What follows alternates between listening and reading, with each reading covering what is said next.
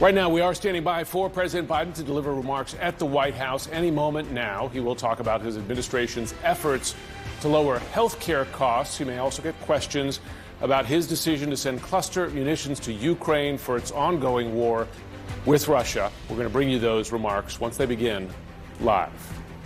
Well, Treasury Secretary Janet Yellen is in China now, and she's been publicly criticizing Beijing's treatment of U.S. companies operating there. The firm stance comes as Yellen met with the Chinese premier in an effort to calm tensions between the two nations. She told Chinese officials the U.S. is seeking healthy competition with what is now the world's second largest economy, but does not see that battle as a winner-take-all battle. Joining me now is Congressman Jake Auchincloss. He's a Democrat from Massachusetts, serves on the House Select Committee on China. Congressman, thanks for taking the time. It's always a pleasure to be on. So the Treasury Secretary in China delivering harsh words about the treatment of U.S. companies there, which is not a new thing. It's been going on for years.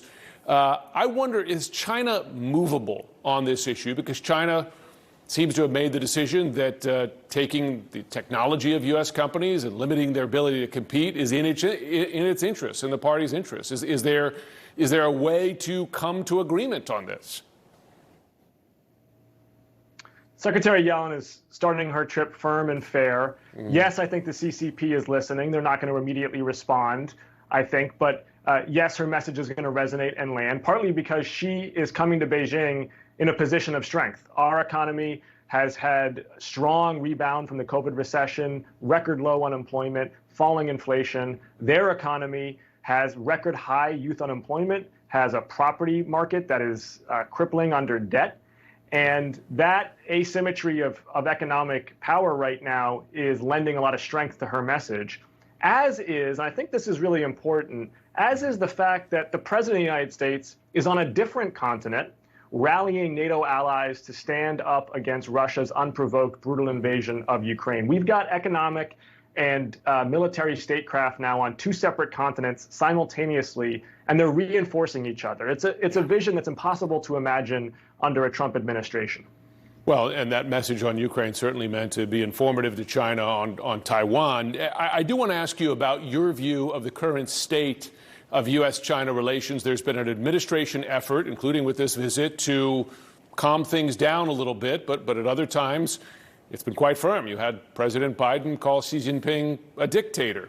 Where do these relations stand? Are they on a dangerous course in your view?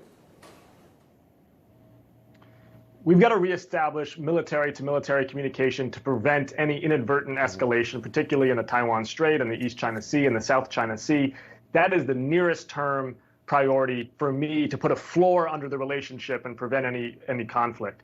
But in the longer run, the most important questions about the Sino-American relationship are not about China. They're about the United States. They're about whether we invest in ourselves as a nation. And as a member of the China Select Committee, the argument I've been making to my Republican colleagues is, if you want to outcompete China in 20 years, invest in science and basic research. Don't cut it, as they are proposing to do. Support Ukraine against another autocrat. Don't cut funding for Ukraine, as they are proposing to do. And most of all, uphold the rule of law against a would-be autocrat. Don't usher in a disastrous second Trump administration.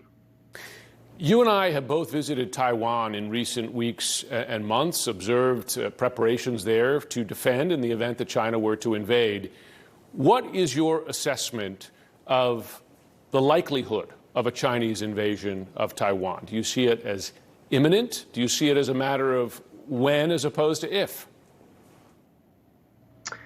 I'm not going to be a war strategist for the People's Liberation Army.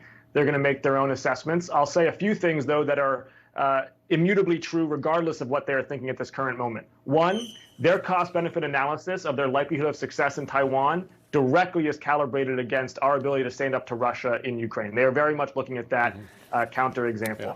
Number two, we should be expediting arms sales and military-to-military training for the Taiwanese so that they become less digestible, less invadable. And number three, we should be working with them to ensure their energy security and their ability to counter disinformation campaigns, which the CCP is launching at full force right now. So these are things that we can do regardless of what Xi Jinping might wake up on any given day thinking he wants to do.